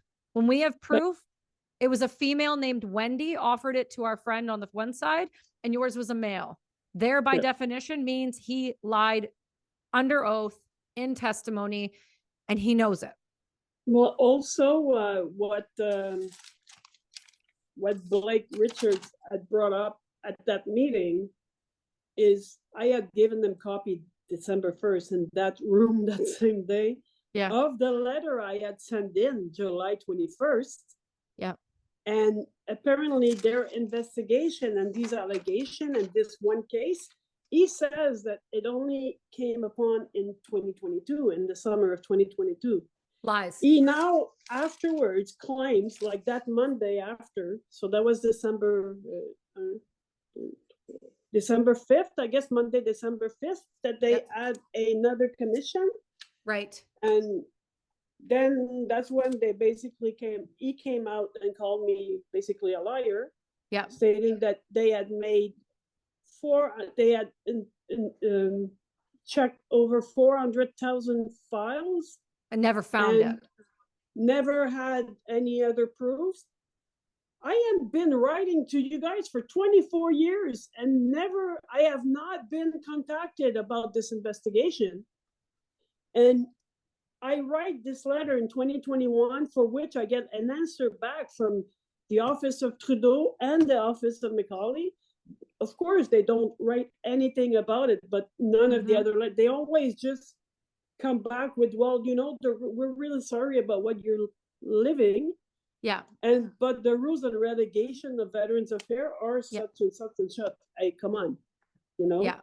But what is funny is Macaulay claims that he had never heard from me. There's no sign or anything of me at their office. But yet I get an answer from your office. Even Trudeau's office letter states in the letter that from the letter, they write to me, in response of your letter, Mr. Trudeau is he cannot answer and cannot take part in a personal case of a veteran.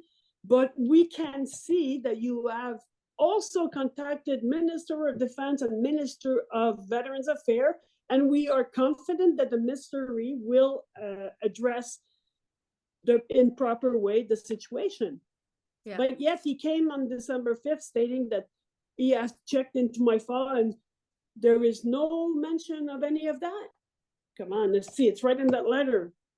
Maybe you should say. Okay. The problem, Yes, Trudeau will make time to sit with the terrorist that got $10 million out of the veteran fund and killed multiple special operators in the Americas. He'll sit with him. He'll take time for him. He will take time for somebody who quite literally sued the Canadian government after he beheaded multiple special operators and won $10 million that came from Canadian taxpayers. He'll sit with him, but he will not take time for you, a Canadian veteran who has served your country honorably, went through the proper chains of command, and did everything that you were supposed to do. He won't take time for you, but he'll take time for a convicted terrorist. But he did take time for me once. Oh, look, he took a photo with you during the Invictus Games? No, was that during the Olympics? The parades after the Paralympics. So there's times that where we go within the chamber and they all congratulate us and give us a hand, which is fine. But they had no time for me as a veteran, though. And I'm not taking away from what I've done, at the Invictus game and at the Paralympics or on the 10 years as an athlete, because it was, my God, it had pulled me out of a major deep hole. I was very happy that I could represent Canada in another way. In Yep. you know, it was an opportunity that arose. I never dreamed I would be able to do this. It was an opportunity that came along. I never say no to Yep. anything. I always say yes to everything. Right. I try to accomplish this. You know, I was so happy I could exercise and train again. Right. And you had a And community again. even more happy that it served Canada well and right in by winning 5 world championships within those 9 years. But still, not taking away anything of the effort that it costs and what it made for us to do this, it is still just a kayak race compared to what the soldiers are given. You know, compared to my military life, it was still just a kayak race. I had more personal reward of being able to exercise and the training than the wind. I was happy that it was my national anthem and my flag flying up there. Mm-hmm. But it's still just a kayak race at the end of the day, you know? Yeah. And it saddens me. It was really torning at the time. And also, I'd like for people to understand, because when they come for this and say, well, wow, you were able to be an athlete. Yes. But I was able to do it because there were people around helping me. Again, people. Okay? I don't have the resources to train on my own. Right. While I was doing this with the national team, I had coaches, trainers, they were there to help me.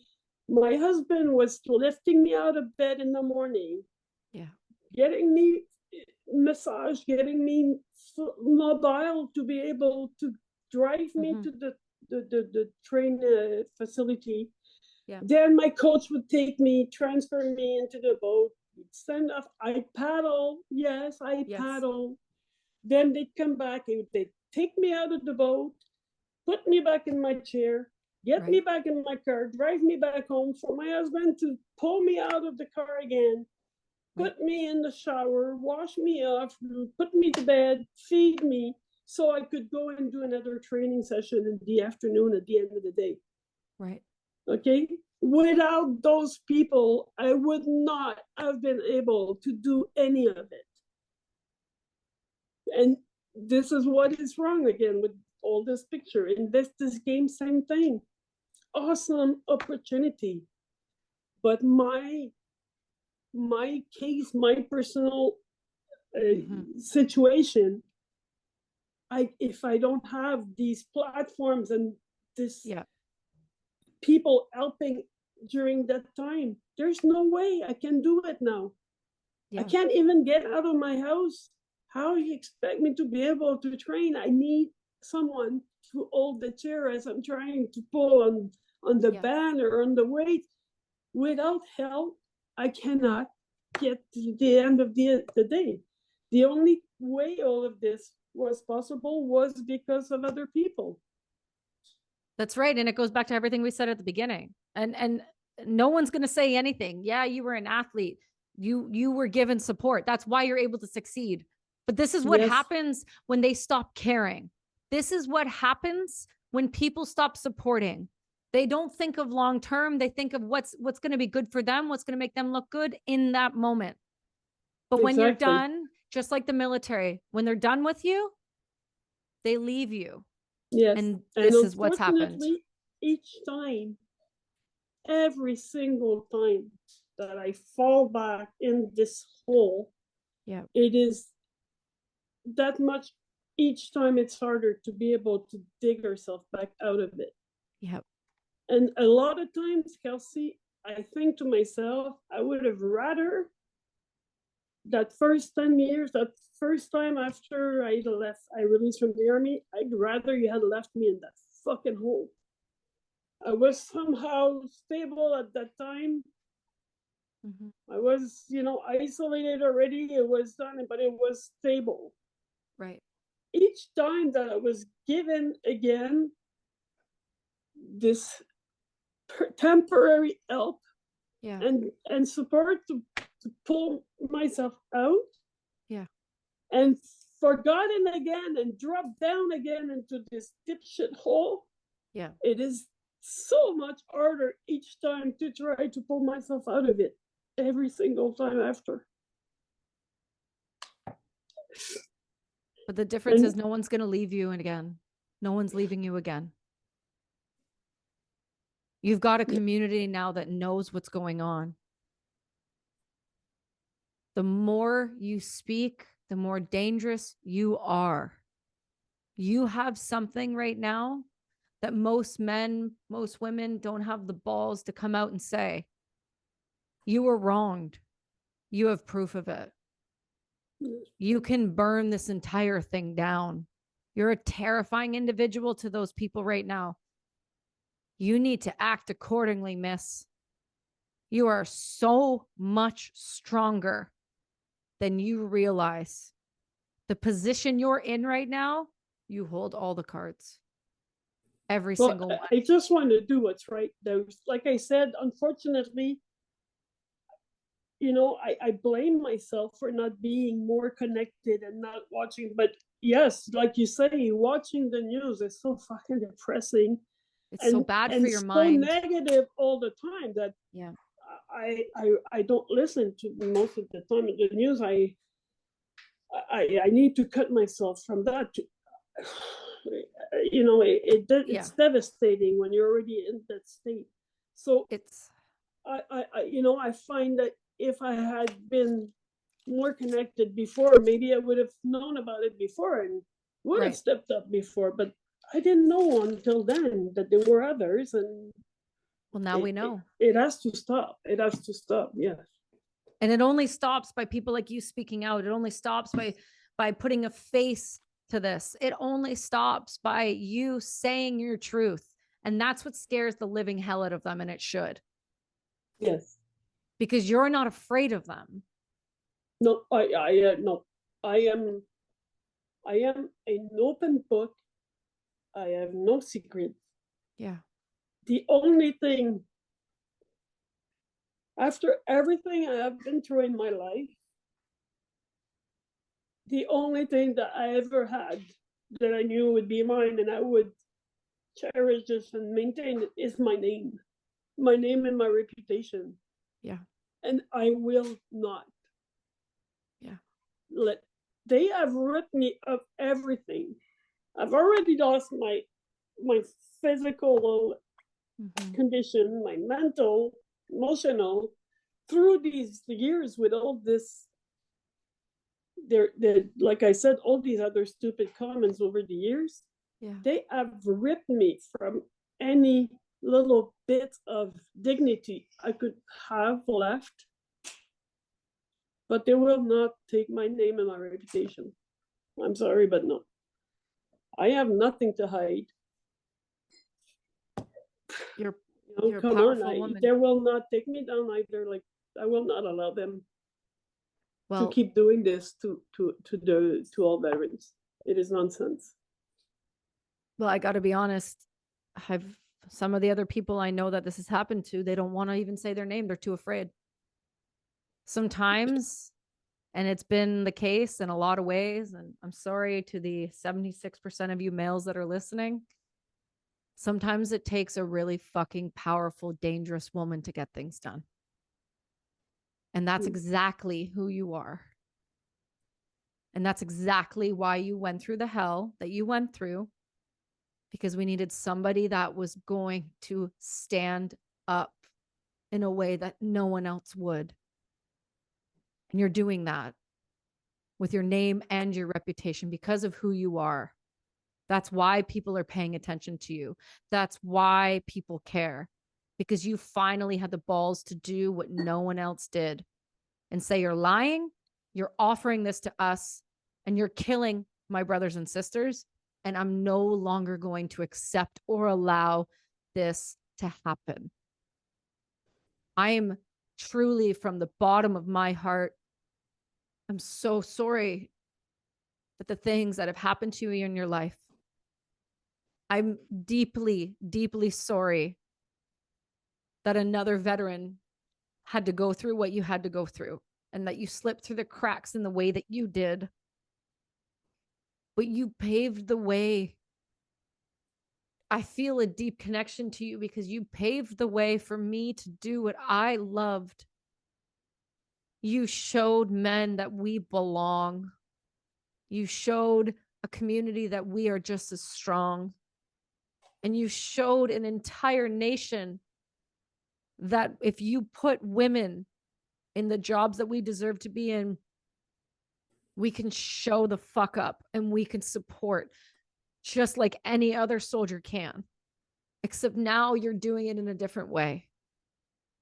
I know people have said, I'm sorry this has happened to you and that this has been your life. But if nobody has ever sat down, looked you in the eyes and told you that we love you, you are better here, and that we're so fucking grateful that you have stayed with us. I am so grateful for you on this earth, and I am so grateful that you have stayed with us, regardless of their attempts to make it so that you couldn't, because you are stronger than them, and it is obvious. And that's why you are so dangerous. And I am eternally grateful for you and your presence as a Canadian Armed Forces member, as a veteran, as a female, as a leader, as a professional athlete, as the woman that is willing to speak out when no one else will. I am grateful and I am thankful for you. Thank you, Kelsey. It's really touching me. But again, I had people along the way to help me. I would not have been able to do it alone if those people would not have supported me in the darkest ever moment. People in St. Anne's Hospital, I'm lucky I live close to St. Anne's Hospital. Another thing that they took away from the veteran, there's still people there helping us through this. And without their help in the past 5 years, for sure, I would not have been able to handle all of this. It takes a So community. I wish to thank all the people that have helped me along the way. And I think that we need to connect from east to west and stand strong again, as we always have. And we will. Definitely, even more now, we need to stay unified and fight this. It is a big pandemic that we need to fight, not the COVID, but this government now with what they're doing to us. And I'm so grateful that you have been willing to sound the alarm, because it's one thing to have a veteran who wants to say it happened. And to you, the individual, you know who I'm speaking of, I'm proud of the braveness that you showed in coming forward to our friends so that we could leak this, so that others could realize they're not alone. But for you, for giving a face to this, and not only a face, a fucking professional athlete, an Olympian, an Invictus Games, a world champion. If they're willing to do it to you, who else are they willing to do it to? Right? Mm-hmm. Oh, my darling. I have to say, I never understand neither. Like I said earlier, maybe as I'm trying to make sense of all of this, when I started paddling in 2008, I had never been in a kayak in my life, ever. Fortunately enough, as I say, that I've discovered this, it brought me so much, the sense of freedom that I felt being on the water after being in a wheelchair so long. It was the first time in a long time I could feel this peace and this serenity. Mm-hmm. And I'm glad that it worked out, that I could give back and that I was strong enough, that I was good enough, that it had given to Canada the medals that I did and that I could serve again this way. I didn't understand. Like I said, I had not planned on this to happen. It just did. Of course, I've worked really hard. My husband and I, that's all we did for 10 years. We haven't been disconnected from anything or anyone else. Mm. As I said, that is all I was able to do was paddle, nothing else in between. Even, not being even able to bath myself. He was doing all of that. So without amazing people around me. And was it all to lead to this? Well, if it is, it is. Though. But Well, I'm not backing down for sure from anything because this is the truth and it needs to be coming out now. well, I know if you're listening to this, I know soon enough Holly McKay is going to crack this open as well. There's some other individuals paying attention who are writing about this. We passed her info off to her. She should be in touch. But we have been already. Isn't she wonderful? Yes, absolutely. So it's this isn't stopping. This is only going to keep going, and we're going to follow you. We're going to have you on for updates. We're going to be in your corner, and we are right behind you. And we are holding you up in every way that you can imagine. Our community is here to protect you and to make you know that you are never alone. And that moving forward, you will never be alone again. Thank you. Oof. All right, everyone. If you want to help Christine with anything, reach out to us, shoot us an email. If you have anything you'd like to offer her, whether it's just support, anything that she can help with physicality, getting wheelchairs, anything like that, make sure to info Grass and Unity and email us, and we will make sure to get her everything that she needs. She does not have a social, which is probably for the best at this point. And but we will make sure to get you in touch if you want to reach out to her. We will have that conversation and get things moving forward. But everyone else, this is the reality. You may not like what you just heard. It may have been heart-wrenching and heartbreaking, but this is where we are at in 2022. If you don't like it, you need to start making noise because we can't do this alone. I am eternally grateful for you being on this week's episode, and everyone else, we'll see you all next week.